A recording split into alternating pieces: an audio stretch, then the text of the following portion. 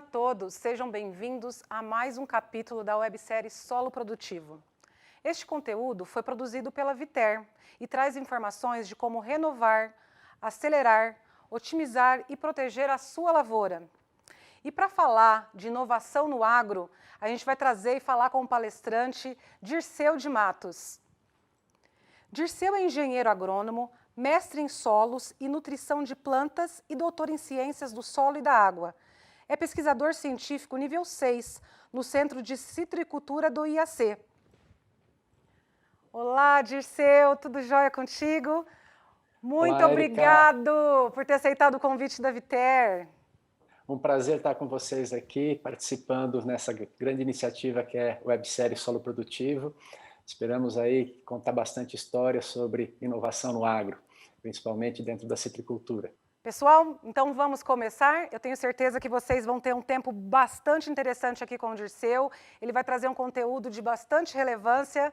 Curtam bastante. Obrigado, Erika, mais uma vez. Vamos em frente. Da proposta falar de inovação no agro, conhecendo recursos que estão disponíveis para proteger e otimizar, aí, no nosso caso mais particular, dentro da citricultura, os frutos, uma cultura bastante interessante que nós temos. Então, eu preparei para vocês aqui um caminho de uma apresentação. Nós vamos falar da citricultura dentro do agro, qual que é a relevância dessa atividade que ela é destacada dentro do agro brasileiro. Entrar sobre o tema inovação, apresentando uma linha do tempo, no qual a gente destaca desafios e avanços da cultura, que tem levado aos grandes ganhos de produtividade que a gente tem registrado nos últimos anos. Ideias e valores. Dentro dessa linha do tempo, abordar alguns aspectos sobre a ocorrência da tristeza dos citros, falar sobre calagem, a ocorrência da clorose variegada dos citros, falar de adubos e adubações, e, mais recentemente, os problemas que a gente tem, estresses do clima, né? E, nesse contexto todo, lá na frente, abordar a questão oportunidades, falando do conhecimento e o ambiente de inovação, né? E tenho aqui, vou me dar a liberdade de colocar um pouco de opinião sobre esse processo. Então, esse é um bate-papo que a gente tem pela frente. Eu vou ficar bem à vontade com vocês aqui. Bom, a primeira questão é por que citricultura, já que nós estamos falando do agro, né? E eu respondo para vocês porque é um caso a ser estudado. A citricultura é um caso a ser estudado, né? O sucesso que ela vem alcançando, ela deve ser observado em várias instâncias do agro, as várias lideranças, para que a gente possa galgar aí cada vez mais passos produtivos no setor. E isso se diz que, quando nós olhamos a citricultura, uma atividade que, dentro do estado de São Paulo, ou no cinturão citrícola, ela tem movimentado aí cerca de 14 bilhões de dólares anualmente. Isso é dentro dos recursos diretos e indiretos que estão envolvidos na cultura, e o que tem contribuído grandemente aí com o desenvolvimento do estado, o desenvolvimento do país, né? Os municípios que têm a base da sua agricultura, a citricultura, tem mostrado os melhores índices de desenvolvimento humano registrados no estado. Então, a citricultura ela é bastante estimulante e tem retornado grandemente aí, valores para a nossa sociedade. Outro aspecto que eu queria colocar é, dentro da importância da citricultura brasileira, o contexto sobre a produção de frutas, né? Então, os citros, que compõem basicamente laranjas, tangerinas, limas ácidas e limões, eles contribuem, queiram observar esse número, 48% do total de 45 milhões, mais ou menos, de toneladas de frutas produzidas no país todo ano. Então, é uma relevância bastante grande. E, se a gente for focar as 8 principais, ou os 8 principais grupos de frutas produzidos que estão lá, os citros, bananas, abacaxi, melancia, mamão, mangas e goiabas, maçã e uvas, os citros representam aí, numa estatística geral, mais de 50% do volume de fruta produzido no país. Então, mais uma vez, essa é a grande relevância da atividade dentro do agro e a qual a gente precisa observar e, como eu disse no começo, estudar. E para isso, eu gostaria de dar mais um pouco de dados para vocês, onde que esse cinturão citrícola brasileiro se encontra, né?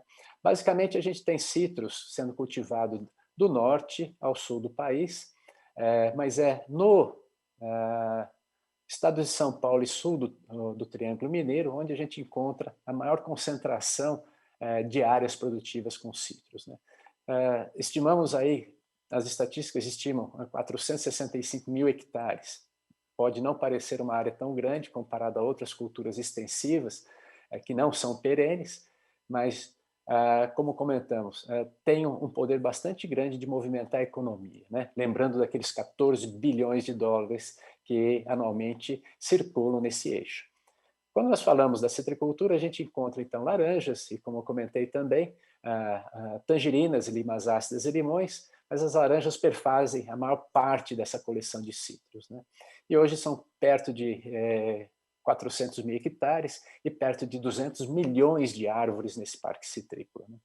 E uma característica interessante é a participação que nós temos dessa produção de frutas na produção de suco, quer dizer, o processamento da fruta para um produto, uma commodity que é o suco brasileiro. Ele se encontra basicamente no mundo todo. Ele é exportado para diferentes países, como Estados Unidos, para a Europa, Oriente Médio e chegando mais recentemente na Ásia. Esse é um principal ator do cinturão citrícola brasileiro, que é o processamento de frutas para suco, né?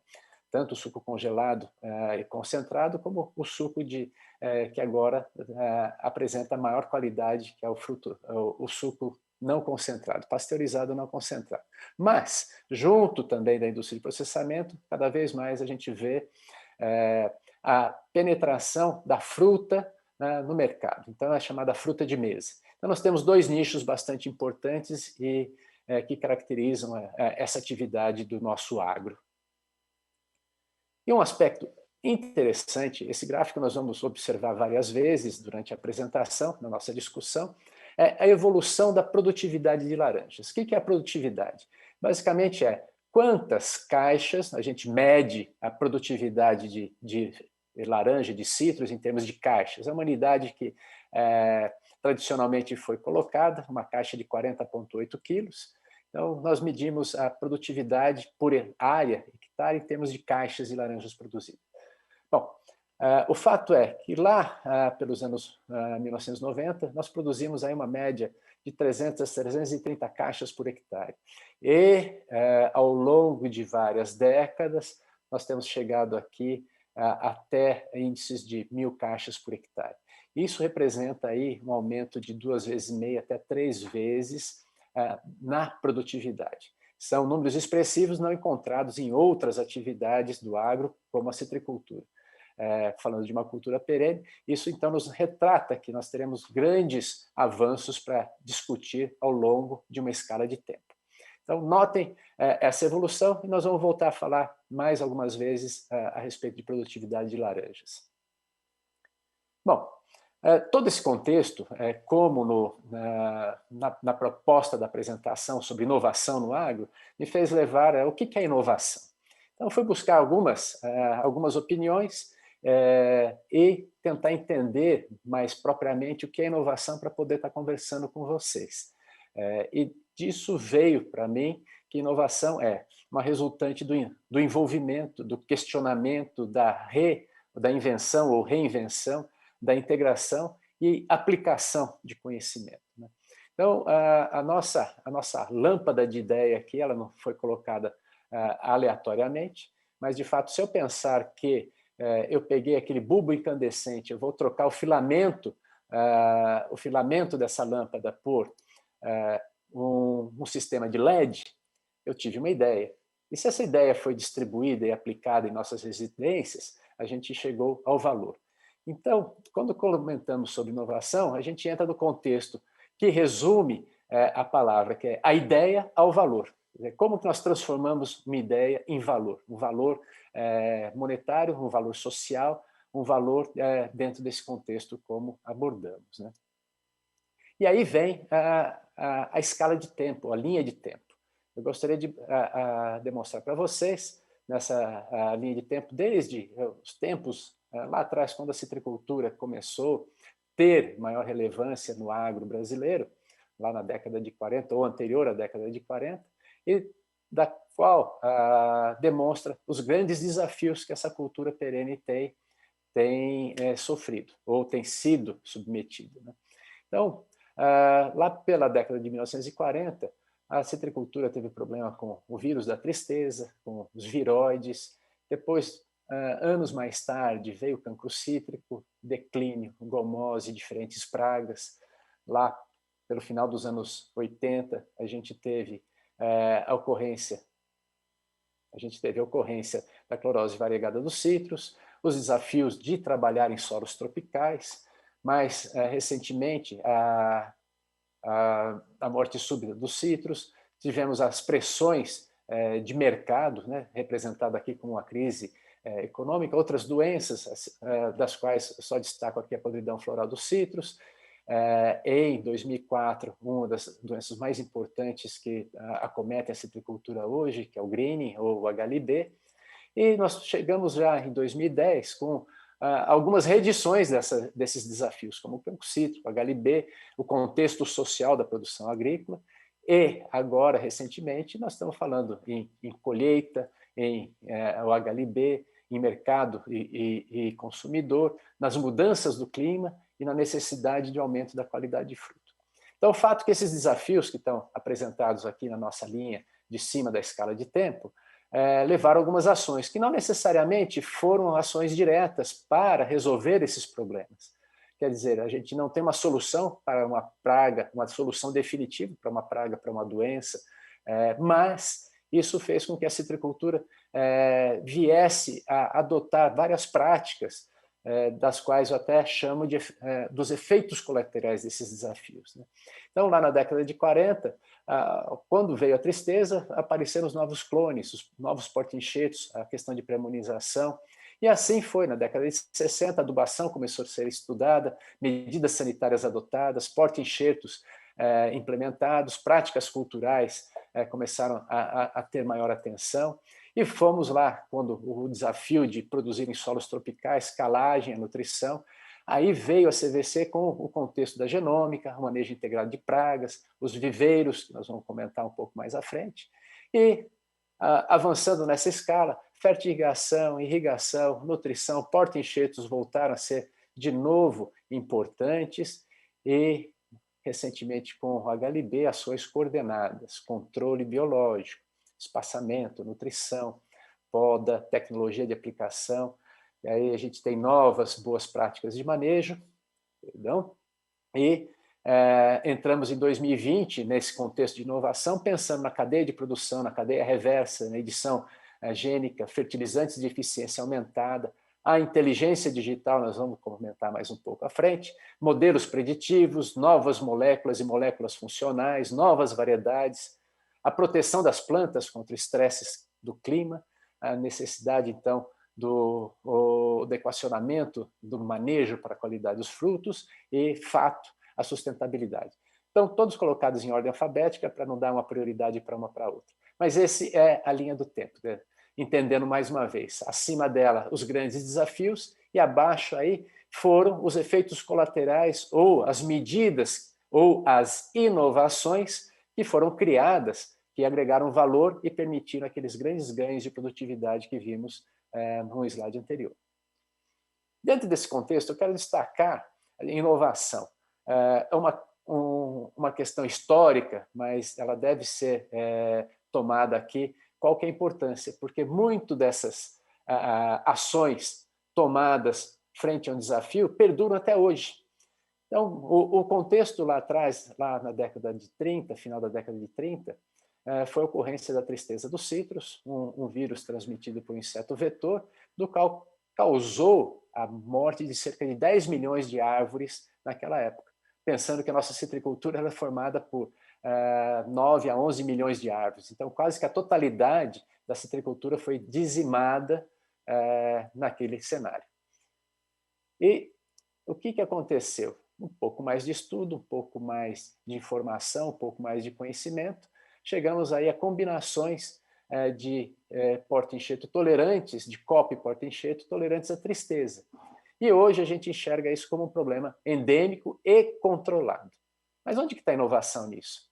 Foi a definição do processo de pré-imunização, então, do qual é possível você proteger uma variedade do efeito danoso daquele vírus, tá? E permitir que ela possa crescer e produzir frutos com qualidade. Só para ter uma ideia, quando a gente fala desde a década de 30, vamos vir até 2021 e olhar as estatísticas da citricultura. Hoje nós temos 70 milhões de árvores da variedade pera, que é a principal variedade para a produção de suco, para mercado, né? Ela representa basicamente 36% do total de árvores no Parque do Cinturão Citrícola que apresentei para vocês. E essas 70 milhões de árvores, elas produzem, em média, nesses últimos 4 anos, produziram 100 milhões de caixas de laranja por ano, que, aos números de hoje, são 500 milhões de dólares direto, é o valor direto do produto. Então, esse é um pacote da ideia ao valor. Então, temos aí desde 1937 até os dias de hoje o efeito dessa boa ideia, desse processo de inovação. Não obstante aqueles desafios, eu vou destacar alguns de grande interesse para a gente, é a acidez do solo e calagem. Evidentemente, a citricultura, a nossa citricultura importava muitas informações de ontem, da Califórnia, da Flórida, da Espanha, de Israel, locais onde ou nós temos uma predominância de clima temperado ou mediterrâneo, em que tem solos de alta fertilidade, ou solos ricos em cálcio, em fósforo, por exemplo, e pouco ácidos, né? Muito contrário àquilo que é a condição de solos tropicais onde nós estamos, onde a citricultura chegou. E, só para vocês terem uma ideia, esses solos ácidos, qual que é o impacto que acontece nisso? Olhando uma fotografia de microscopia eletrônica, a raiz da esquerda, crescida num ambiente sem alumínio, que está associado à acidez do solo, e à direita, uma raiz totalmente deformada, ela perde sua funcionalidade para absorção de água e nutrientes quando sob a toxicidade de alumínio. E isso reflete, então, as nossas laranjeiras. Uma laranjeira que ela estava com o solo corrigido, com a acidez corrigida adequadamente com calcário, e a outra não. Bom, e o fato é que a ideia desse processo, ou do entendimento desse processo bom, como que fazemos a correção do solo? Estabelecer uma curva de resposta que relaciona a saturação por bases, que é uma medida diretamente relacionada ao pH do solo, com a produção de frutos. Então, hoje, nós temos a ideia de que o nível de saturação por bases desejável para a citricultura é de 70% no solo. Tá? E isso representa o quê? Com a correção da acidez desses solos tropicais, nós conseguimos um aumento de até 65% da produção de frutos. Então, esse é o valor alcançado dentro de um dos desafios que estavam lá naquela escala. Não obstante, vamos lá falar em clorose variegada dos citros, tem um contexto histórico bastante importante no desenvolvimento da citricultura, e essa era uma doença causada por uma bactéria nova, que causava prejuízo à produção de frutos, afetando o tamanho de fruto, fazendo com que aqueles frutos ficassem próprios para consumo e processamento. Só para ter uma ideia, em 2007, estimavam-se perdas de cerca de 120 milhões de dólares por ano. Com o quê? A perda da fruta, com a perda de plantas no campo, com a intensificação de manejo, poda, controle de vetor e outras práticas, né? Então, são números bastante expressivos. Dado esse desafio, o que aconteceu? Eu vou entrar rapidamente aqui e falar o contexto da clorose variegada dos citros e os viveiros protegidos. Então, dentro as informações, o conhecimento que foi obtido, falando da CVC, viu-se que plantar mudas sadias já era um grande passo para o sucesso dos novos pomares, né? Para ficar livres, levando essa muda livre da doença que se propagava no campo, né? Então, isso mudou totalmente o contexto de produção de mudas no Brasil, e se tornou mandatário no estado de São Paulo. O que antes era produzido em ambiente aberto passou a produzido nessas estruturas nas quais vetores e outros insetos importantes na produção dos citros não entram nesse ambiente. E assim a gente tem mudas sadias. Então está aí uma ideia. 308 viveiros hoje em São Paulo produzem 18 milhões e poucos de mudas sadias e com alto valor genético. O sistema de produção de mudas agregou também uma normativa para que essas mudas tivessem alto valor genético, mais um fator de produção, assim como água, nutriente e material genético. E para a gente ter uma ideia, olha o valor, olhando 18,25 milhões de mudas, nós estamos falando aí em 220 milhões de reais por ano, no valor direto relacionado ao entendimento desse processo, à inovação do processo de produção de mudas, que é do campo aberto para o viveiro protegido. E só para ter uma ideia, falando ainda do valor hoje, não é só da produção de mudas, é da economia daqueles 140 milhões de dólares por ano. Haja vista que em 2004, a ocorrência de árvores com a doença no campo era 43%, quase 45% do parque citrícola. E hoje, em 2020, é cerca de 1%. Somente em algumas propriedades, do qual o manejo ele escapa um pouco das boas práticas, são encontradas plantas sintomáticas para CVC. Então, olha o contexto da inovação do processo, a inovação do conhecimento e agregação de valor na citricultura, nesse quesito que foi a CVC. Obviamente, outras práticas, além dos viveiros, né, como poda, controle do vetor, contribuíram para o controle, como a gente viu nesse gráfico. E não deixando de falar, como aquilo que eu comentei com vocês, o sequenciamento genômico da bactéria que causa a CVC foi um marco histórico na inovação ou no desenvolvimento científico e tecnológico do Brasil. A bactéria foi o primeiro micro-organismo sequenciado no mundo, que teve todo o seu genoma definido, e isso veio com uma contribuição de altos investimentos em pesquisa e capacitação de recursos humanos, e que tem um espectro maior do que a citricultura. Então, quando a gente está falando de como é o sequenciamento e como caracterizar o genoma, isso abriu portas hoje, por exemplo, para a gente fazer o quê? Testar a presença ou não de um vírus bastante importante, que está atrapalhando bastante o nosso dia a dia, né? Então, aquelas ferramentas que foram utilizadas lá no sequenciamento da bactéria que causa o CVC, elas foram aprimoradas, aquelas competências foram criadas e hoje a gente tem uma base muito forte para fazer o diagnóstico laboratorial do coronavírus em vários laboratórios, como um processo bastante prático, já muito mais barato do que foi lá atrás. Então, essa é uma contribuição até do agro para o nosso dia a dia. Bom, pulando mais um tópico naquela escala, a gente tem que falar de eficiência dos adubos e adubações. Por quê? Como eu citei rapidamente para vocês, fatores de produção, material genético, água e nutrientes. E solos tropicais, são ácidos com baixa reserva de nutrientes. Então, nós temos que fazer uso de adubos e otimizar as adubações. A produção, a demanda energética para a produção de adubos é uma questão bastante importante no mundo, né?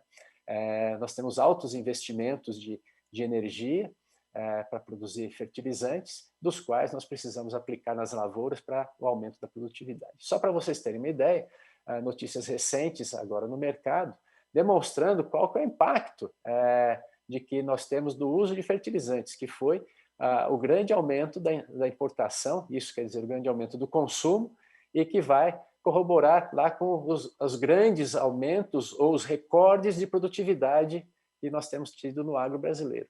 Em toda essa crise, nós temos aí o agro contribuindo para segurar a peteca da economia brasileira, né? Dentro daquela informação, só para ter uma ideia, comparando aí o consumo ou a importação dentro do primeiro trimestre entre 2012 e 2021, a gente vê o quê? Um avanço bastante grande no consumo, quase de 3 vezes daquilo que se consumia há basicamente 10 anos atrás. Então, isso demonstra que nós estamos aumentando a produtividade em função de um bom manejo, da boa adoção de boas práticas. E manter a eficiência do emprego desses insumos é bastante importante para quê? Para que a gente possa fazer o manejo tanto das adubações em sequeiro, como em fertirrigação. Esse slide eu vou correr 2 vezes, vocês vão ver que nós temos algum contexto para trabalhar neles. Mas guardem essa questão, adubação de sequeiro ou de fertirrigação. E aqui vem um parênteses, dentro daquela escala de tempo, que é a ocorrência de mais uma doença na citricultura. E fazendo um parênteses dentro do parênteses, eu vou dizer para vocês por que a citricultura ela tem sido bastante responsiva aos desafios. Porque a pressão de desafios tem sido muito grande. E o citricultor e o setor como um todo tem conseguido responder à altura com esses desafios. Bom, saindo do parênteses e fazendo aí o contexto da morte súbita com o manejo de adubos, essa foi uma doença que lá pelos idos de 2003 e 2006 causou a perda de mais de 4 milhões de laranjeiras, quer dizer, a morte, né? Só para vocês terem uma ideia, aqui na parte de baixo da figura a gente tem um pomar que estava sobre uma combinação copo-porta-enxerto, tolerante à morte súbita, e o pomar acima totalmente prejudicado com plantas mortas devido à doença. O fato é que, para passar por esse problema, foi necessário a adoção de novos porta-enxertos, tolerantes à doença. Contudo, porta-enxertos que eram mais suscetíveis ao déficit hídrico. E aí veio o contexto da irrigação para manutenção desses novos pomares mais tolerantes à morte súbita dos citros. E com a irrigação, obviamente, veio a fertirrigação. Então, aumentos de produtividade sempre relacionados com o aumento de consumo de fertilizantes. Bom, só para ter uma ideia, qual que foi o impacto dessa inovação no setor, quer dizer, dessa resposta do setor que se mostrou como uma inovação, é de que antes lá dos anos 2000, cerca de 20 anos atrás, nós tínhamos aí uma área irrigada de cerca de 10 mil hectares, que representavam 1,5% do parque cítrico, 1,5% do total do parque cítrico. Hoje, em 2020, nós temos aí cerca de 120 mil hectares irrigados e que representa uma ocupação de 30%, mais de 30% do parque citrícola. Então, olha só o investimento que foi feito nesse setor e, obviamente, com grandes ganhos. Fechado parênteses da irrigação, a gente volta então para aquele contexto, né? Adubação de sequeiro e adubação de fertirrigação. Tá? Bom, custo energético, um insumo extremamente importante, que tem relevância no aumento de produtividade. Nós precisamos de ideias. O que nós temos que fazer? Como nós podemos fazer as melhores práticas de manejo, né? E aí vem um primeiro momento que a nossa equipe trabalhou, foi avaliar diferentes fontes fertilizantes aplicadas na citricultura e qual que era a resposta em termos de produção de frutas. Olhando uma das curvas aqui, que nós temos a ureia, nós temos nitrato de amônio, uma grande diferença do tipo de fertilizante aplicado. Isso muito relacionado com a característica do fertilizante sobre a acidificação do solo, no caso particular da ureia, sobre perdas de nitrogênio na forma de amônia por volatilização. E isso levou a diferentes práticas de manejo. E na fertirrigação, comparando, por exemplo, quando a gente faz aplicação no sistema de sequeiro, o sistema irrigado usando fertilizante sólido ou o sistema fertirrigado, quer dizer, injetar o nutriente na linha de irrigação. A gente vê que, por exemplo, a eficiência de uso de nutriente, quer dizer, quantos quilos de fruto por quilo de nitrogênio aplicado no pomar, ela aumenta aí numa razão de 25%. Então, nesses dois casos, tanto em sequeiro como em fertirrigação, nós alcançamos da ideia ganhos maiores que 25% na produção de frutos e na eficiência de uso do adubo. Isso é um aspecto bastante importante, por quê? Olha só o contexto mundial.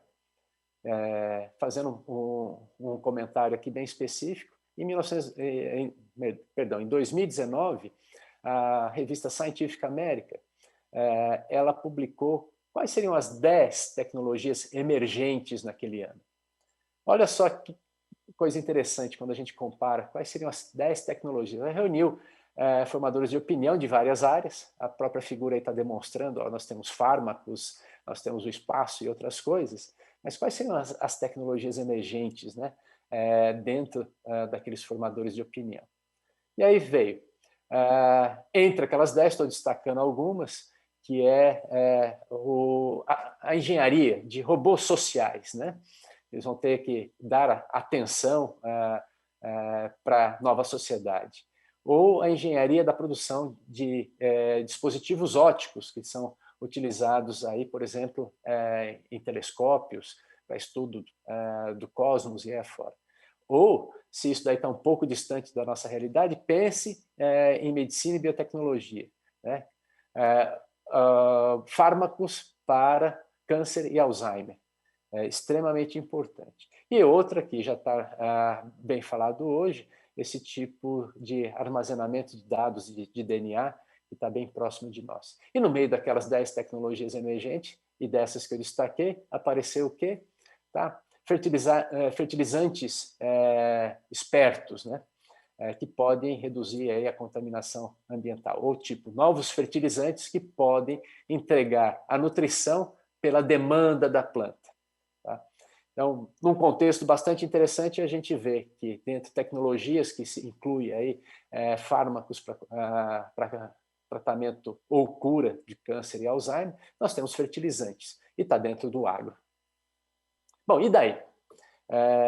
Isso é importante? Uma vez que nós estamos falando dos Objetivos de Desenvolvimento Sustentável. O uso eficiente de recursos na agricultura se torna bastante importante para o atendimento desses objetivos sustentáveis. Eu não vou me estender muito sobre esses 17 objetivos apresentados pela FAO, mas nós temos que ter consciência que nós estamos nesse caminho. Então, é a inovação atendendo, colocando valor social a um processo, a um produto. Bem, e aqui a gente volta para o nosso cenário de ganho de produtividade, né? E o que mais a gente pode falar sobre isso? Notem que nós galgamos vários anos aumentos de produtividade, embora nós temos algumas alternâncias de safra. Nós vamos ter que dar uma olhada nessas alternâncias de safra já já. Bom, a safra que foi colhida agora em 2021, cuja a estimativa foi fechada, ela sofreu por estresse do clima. Tá? Quando a gente olha essa publicação do Fundecitrus, a revista Citricultor, é bastante interessante de ver que na fotografia que faltou chuva, sobrou sol. Então, voltando ao slide anterior, essa queda de produtividade, assim como ocorrer em outros anos, diz respeito a algumas alterações do clima. Vamos dar uma espiada? Falando em valores, comparações. Essa safra que foi colhida ela é 30% inferior à safra do ano passado e 18% inferior às 10 últimas safras. Então, esse foi um fator de estresse bastante importante e que tem tido uma frequência de ocorrência maior na citricultura, assim como no agro brasileiro. Bom, isso é fato que, como diz a opinião de cientistas por todo o mundo, às vezes aceita ou não, contraditas por lideranças políticas aí afora, mas nós temos informações que o mundo está ficando mais quente. Né? Essa é uma ilustração bastante interessante da National Geographic, mostrando que, comparado com o século XX, nós estamos tendo um aumento de temperatura global de 0,5 a 1 grau Celsius. Não parece muita coisa, né? Quando a gente fala de mudança global. Bom, e isso é causado por quê? Por nós. De 1870 a 2016, o acúmulo de gases do efeito estufa, representado principalmente por CO2, aumentou grandemente. A concentração na atmosfera era de 320 ppm e hoje está na casa dos 400 ppm. E isso leva a essa questão de aquecimento global, né? E esse aquecimento, mesmo falando de forma global, nós temos que olhar como uma perspectiva pontual, bem ilustrada também por essa outra figura, desde 1980 a 2016, são os eventos de desastres, como tempestades, enchentes, deslizamentos, secas, ondas de calor, incêndios florestais, que estão relacionados aí com o fato do clima estar provocando prejuízos, né? Então, ilustra grandemente o que nós temos passado. Isso não está longe da citricultura, não está longe do agro. Um relatório recente da WWF mostra uma matriz interessante para a gente observar, que é mudanças do clima com risco na citricultura.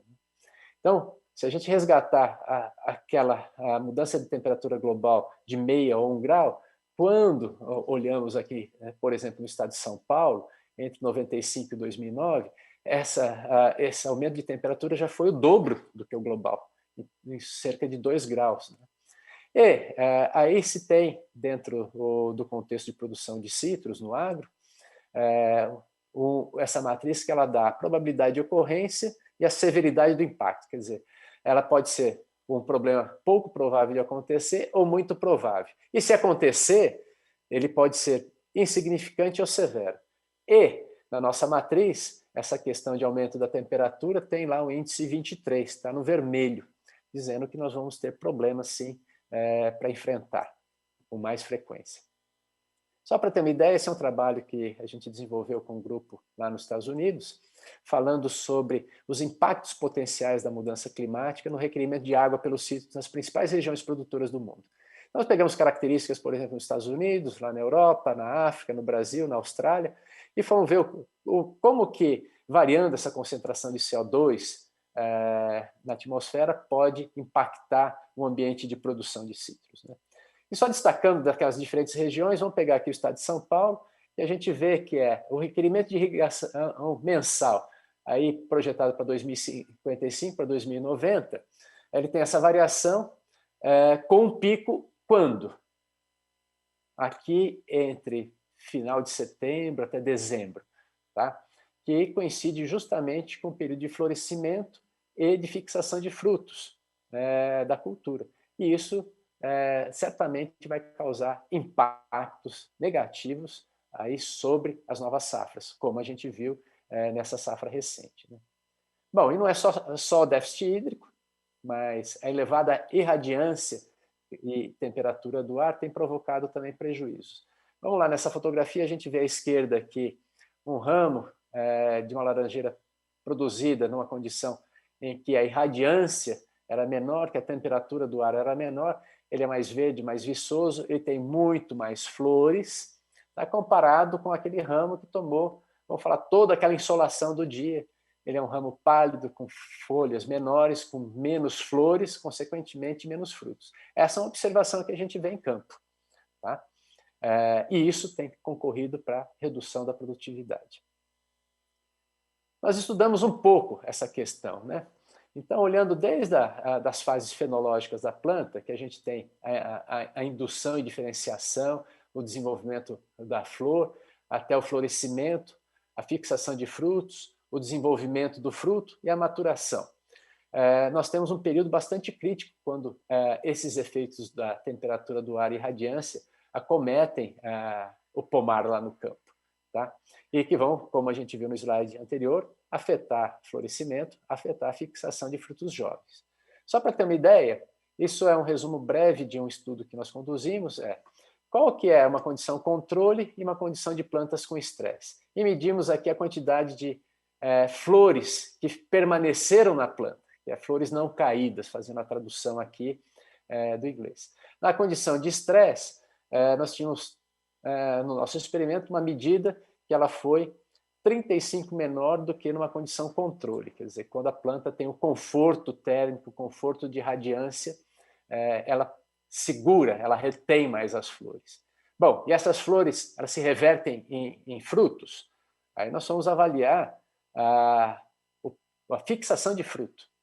Então, aquelas plantas que estavam sob estresse, comparados com aquela na situação controle de conforto térmico e de radiância, demonstraram que tinham 24% menos frutos jovens que vão se tornar laranjas lá na nossa safra, tá? E todo esse processo está relacionado aí ao aumento de espécies reativas de oxigênio, que é o estresse oxidativo, que a gente fala até na academia de ginástica. Eu tomo suco verde para evitar o estresse de muito exercício. mas a planta também sofre com isso. E a redução da fotossíntese. Então, são processos que a gente está estudando e entendendo como que essas mudanças do clima afetam, então, a cultura. Desse entendimento, ou dessa ideia, nós precisamos começar a criar valores, né? Então, esses valores estão associados às estratégias para redução ou controle do estresse. Uma vez que a gente entendeu que plantas sob estresse, elas têm a produtividade reduzida. Algo que está no mercado, mais recente, um apelo bastante forte, é o uso de bioestimulantes ou promotores de crescimento, que são substâncias que podem ser estimulantes hormonais, biopesticidas, inoculantes, componentes orgânicos, além de extratos de alga, aminoácidos, substâncias úmicas, extratos vegetais, quer dizer, que podem compor uma estratégia para redução ou controle do estresse que vimos no slide anterior, né? O fato que é uma classe nova de produtos no mercado, o Ministério da Agricultura, Pecuária e Abastecimento produziu uma instrução normativa recente para regulamentar esse tipo de produto, haja vista a grande gama que existe. E cujas respostas são dependentes de vários fatores. Então, não necessariamente que eu tenha um produto desse, eu vou ter também sucesso. Então, nós estamos ainda caminhando bastante com a informação, com o conhecimento, com a inovação do conhecimento, para agregar valor nessa estratégia. Uma outra estratégia que tem sido colocada é o uso de filmes de partículas protetoras para redução desse estresse. Esse filme de partícula protetora, ele tem o papel, por exemplo, de refletir um pouco da luz que acomete ou chega à superfície da folha. E nisso teria a capacidade de reduzir a temperatura da folha e aqueles estresses que a gente marcou no slide anterior, né, que causa a redução da retenção de flores, a redução da fixação de frutos. Para ter uma ideia, essa é uma imagem ampliada no microscópio de quais são essas partículas que ficam lá, por ter essa coloração branca, por compor uma barreira até que física, pode proteger a superfície da folha, controlar o aumento da temperatura quando sob um estresse térmico derivado até da alta irradiância que a gente vê naqueles períodos importantes da fenologia dos citros no campo. Então, essa é uma estratégia que está sendo estudada, já não é uma novidade em outras culturas, e está sendo trazida aqui para a citricultura. Bom, só para ter uma ideia, a lei, se a gente não acredita muito na questão do aumento do estresse oxidativo, da perda da capacidade fotossintética da planta, esse seria um exemplo do que pode acontecer com os frutos no sol. São essas queimaduras, elas podem ser leves até excessivas, quando, às vezes, algum produto no campo também pode ser aplicado e aumenta aquele efeito da insolação sobre o fruto, né? Isso dá um prejuízo no fruto de mercado extremamente grande. Então, nós temos que agregar valor sobre a ideia de proteção da planta, tá? Porque isso concorre bastante com a perda de qualidade. Não obstante ainda a questão do estresse térmico, a gente tem observado que diferentes fluxos de florescimento acometem a planta. Então, aqui, só para demonstrar para vocês, eu tenho uma fruta mais madura à esquerda, uma fruta mais verde à direita, e que, na hora da colheita, pelo tamanho e a proximidade de fruto, vai tudo junto lá para o mercado ou para a fábrica de processamento. E, evidentemente, que eu tenho um fruto mais ácido, de menor qualidade, que um fruto mais maduro. E nessa mistura, quando a gente perde o controle, que é difícil de fazer da colheita, a gente tem um prejuízo agregado aí em função dos efeitos do estresse do clima sobre esses diferentes fluxos de florescimento da planta, né? Bom, e aqui eu trago um slide interessante da revista Nature, uma das principais científicas no mundo. Eu já estive discutindo com colegas e às vezes pairam a dúvida: está acontecendo mesmo mudança no clima? Aqui eles estão alertando. Se você não ficou convencido quando nós estamos falando de citricultura, aqui vem a informação de que a mudança do clima está para fazer a sua cerveja mais cara. Por quê? Ela tem afetado a produção global aí, de cevada. Então, só para a gente lembrar que esse é um fator bastante importante para nós. Bom, dando caminhamento na inovação, depois do que a gente já comentou, o que mais esperar, né? Nós falamos de uma cadeia bastante organizada, que já galgou bastante sucesso, mas o que mais vem pela frente? E isso diz respeito ao agro, não só à citricultura, né? Recente, a revista Exame colocou que a próxima Revolução Verde já está acontecendo. Tá?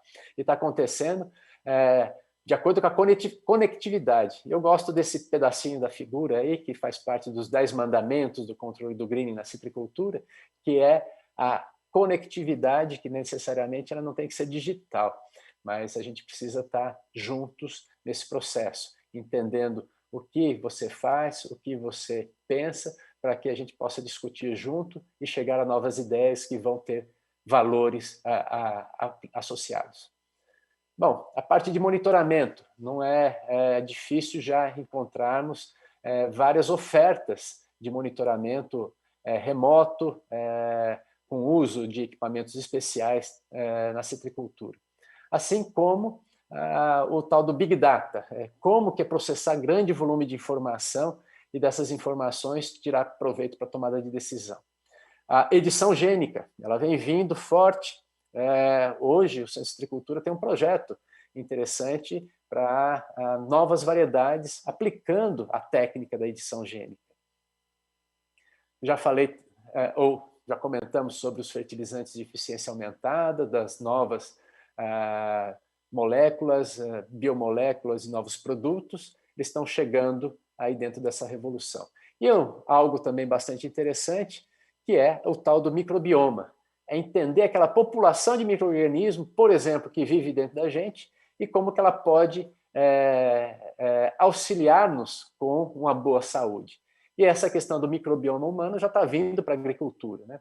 Quais são os micro-organismos benéficos que podem ser aplicados à agricultura para aumentar, por exemplo, a tolerância das plantas a estresse nutricional, quer dizer, a deficiência de nutrientes, a deficiência de fósforo, por exemplo, no solo, ou a tolerância da planta ao déficit hídrico. Então, são aspectos que fazem dessa Revolução Verde um componente que vem acontecendo. E dias atrás, eu vi uma revista da Universidade da Flórida, onde eu tive a oportunidade de passar alguns anos lá, e ela começou a comentar sobre, então, as revoluções, né, na agricultura, as revoluções no agro. A primeira foi a mecanização. O uso de máquinas permitiu que a agricultura avançasse grandemente na capacidade produtiva. E depois, na segunda revolução, vieram os agroquímicos, né? Tanto os fertilizantes como os defensivos, que permitiram aí o aumento do potencial de produção da planta, assim como a defesa da planta. Na terceira revolução, eles listaram aí a genética, os híbridos chegaram para ficar, as novas variedades chegaram para ficar. E a quarta revolução, que é a inteligência artificial. Tá? E nisso eu queria só destacar para vocês na revista, eu fui copiando aqui mesmo em inglês, mas está falando sobre drones, sobre braços robóticos, vocês já devem ter visto aí, lá na Austrália, um robô colhendo um pêssego individualmente, né? Que isso é uma revolução da inteligência artificial. O uso de imagens multiespectrais do sensoriamento remoto, ou o sensoriamento baseado com as medidas de solo, os sensores embarcados em máquinas, e aí a questão de softwares na nuvem, né? A nuvem de dados, que ela tem a capacidade de sugar grande quantidade de dados, analisar e sintetizar esses dados para melhores tomadas de decisão. Tá? E um exemplo está lá, dentro dessa revista, ela fala que, por exemplo, ir para um pomar e contar manualmente as árvores em 1.000 acres, né? Seriam 400 hectares, pode custar $14 por acre. Tá? E usando drones, o tempo de execução dessa tarefa de contar árvores reduz 90%, e o custo 60% a 70%. Então, esse é uma opinião lá dentro da Explore, na Universidade da Flórida, falando qual que é o grande avanço hoje que nós temos no agro, né? A grande inovação, que é a inteligência artificial. E aqui eu me permito a opinião. Para mim, a inteligência artificial, essa quarta revolução, é somatória de todas, porque novas máquinas estão aí, novas moléculas, novos fertilizantes de eficiência aumentada, novas plantas manipuladas, e aí sim, toda essa questão da inteligência de dados, da robótica, somados deve perfazer, então, a quarta revolução. E, mais um pouco da minha opinião, eu deixaria inteligência artificial e mudaria isso para inteligência digital. Tá? Nós não podemos delegar muito para uma máquina aquilo que ela precisa tomar de decisão para a gente. Nós temos que estar muito próximo desse processo para que a nossa experiência faça a diferença nesse processo de inovação do agro. Eu estou chegando ao final, mas vou falar para vocês de novo. Olha só a produtividade de laranjas e como que nós alcançamos, então, essa produtividade. Lá na linha do tempo é agregando inovações, né? E para falar dessas inovações, nós temos que observar que o somatório delas, associadas a ações integradas, é que fazem o sucesso desse negócio. E aqui eu vou entrar rapidamente no que seria um ambiente de inovação. Só para vocês terem ideia, dentro daqueles períodos que nós demonstramos na linha do tempo, aqui desde 1940 a 2020, eu demonstro aqui qual foi o progresso da produção de conhecimento, de informação, representado pelo número de artigos científicos, revisões e notas que foram associadas à palavra CITES na Web of Science. Então, de 1940 a 2020, foram 35 mil artigos, revisões e notas disponíveis nesse ambiente de inovação, né? E haja vista que os problemas aumentaram, as soluções aumentaram proporcionalmente à produção de novas informações. Então, só lembrar que, desde lá da tristeza até hoje, nós vamos somando esses processos de inovação, né? E as ações integradas aí que juntam essas informações, esses valores, são importantes para a manutenção da nossa competitividade no agro. E o ambiente de inovação, faço um parênteses aqui muito breve, nós temos em São Paulo, só para destacar alguma informação organizada, a Fundação de Amparo à Pesquisa no Estado de São Paulo, e ela coloca em 2021 qual que é o mapa de distribuição de fomento, quer dizer, de investimento em pesquisa, formação de recurso humano, de inovação na pequena empresa, que ocorre no Estado de São Paulo. Então, nós temos um eixo bastante grande ocorrendo, nós temos um ambiente bastante prolífico de novos conhecimentos, né? E cujo ambiente tem um relacionamento muito grande, tanto no Brasil como em outros países, né? Nós conversamos, então nós integramos, né? Isso demonstra bem a competência, a capacidade que nós temos para gerar novas ideias e dessas ideias chegar a valores. E para finalizar, eu tenho aqui isso da própria FAPESP, um relatório que fala sobre a contribuição da Fundação no desenvolvimento da agricultura no Estado de São Paulo, né? E eu trago isso para o ambiente da produtividade de laranjas, né? E o ambiente de inovação. E lá dentro tem uma frase que diz, na verdade, o ganho de produtividade mascara os enormes progressos na pesquisa que evitaram danos expressivos à produção de laranja.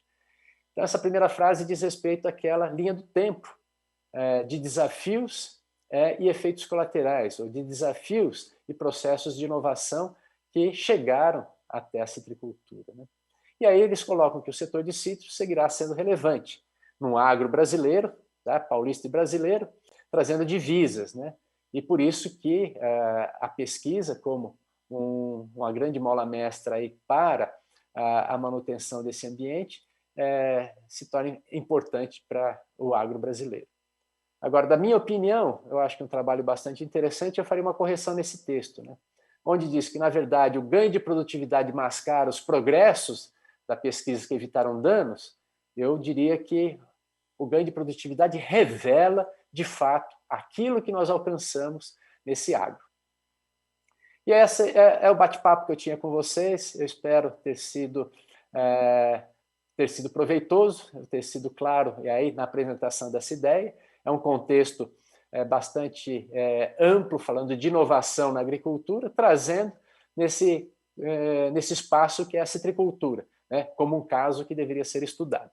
Meu muito obrigado, fico à disposição de todos vocês.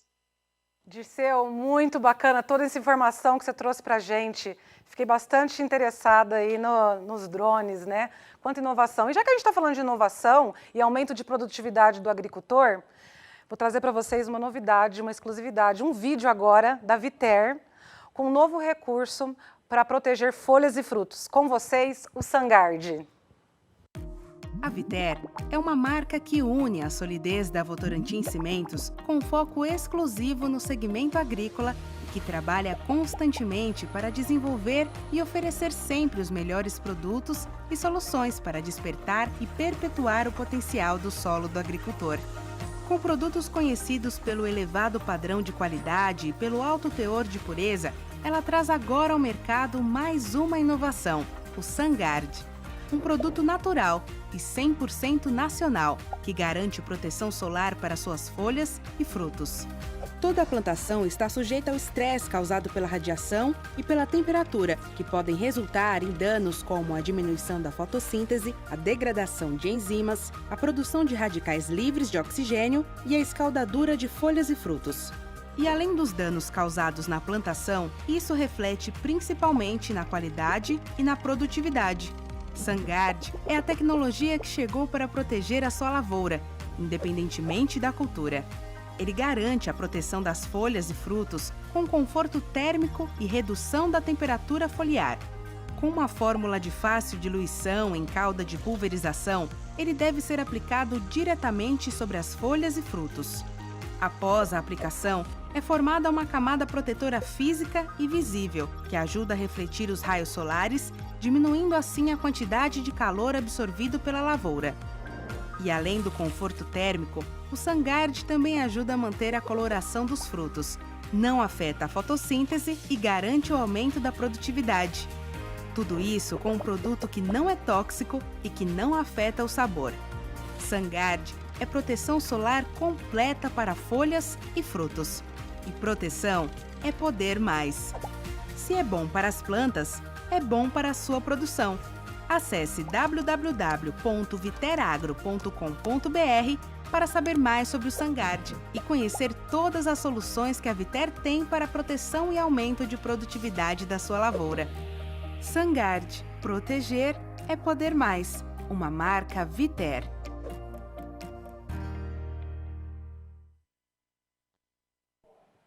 Dirceu, conta pra gente agora o que você achou do SunGuard.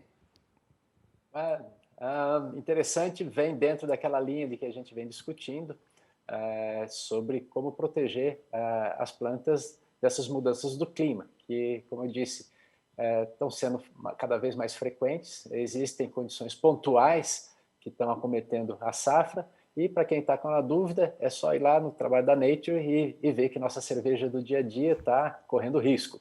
Sim, isso aí, é isso aí, bacana, legal. Eu tenho uma pergunta para você, mais uma perguntinha aqui para você. O ano passado, a Viter lançou um produto chamado Optimix. É uma mistura inteligente de calcário e gesso. Vem sendo muito eficaz, a gente está tendo um sucesso muito grande aí com os produtores rurais. Queria saber de você, é uma inovação adequada também para o setor de citros? Érica, essa é uma novidade que eu acho que se colocou uma ideia e valor nela, né? Uma inovação, porque nós já havíamos estudado essa questão da mistura do calcário e gesso lá atrás, visto as grandes possibilidades de uso, só que a dificuldade que a gente tinha é a aplicação de calcário, uma operação, a aplicação de gesso, uma segunda operação, um gesso que ele tem, às vezes, características como umidade ou granulometria que não facilitam muito a precisão de aplicação, a eficiência de aplicação. E hoje vem Viter aí com uma característica excepcional, né, que facilita bastante e traz aí uma vantagem econômica bastante grande lá para uso na citricultura e tantas outras culturas do agro.